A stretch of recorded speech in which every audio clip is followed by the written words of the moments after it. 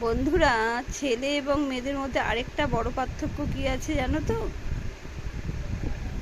মেয়েদের বিয়ের আগে সে নিজে ভালোবাসা করে করুক বা মা বাবা সম্বন্ধ করেই দিক না কেন, শ্বশুর বাড়ি কিন্তু বিয়ের আগে শ্রেষ্ঠ সুন্দর জায়গা পৃথিবীর।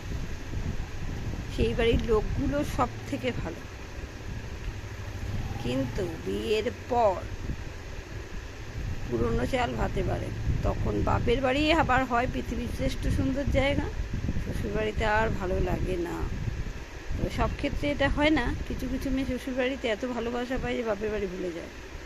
তাও বলে রাখলাম, কেমন? হ্যাঁ, ছেলেদের ক্ষেত্রে কিন্তু সম্পূর্ণ উল্টো। ছেলেদের ক্ষেত্রে কিন্তু বিয়ের আগে মা বাবার বাড়িটাই সব থেকে ভালো।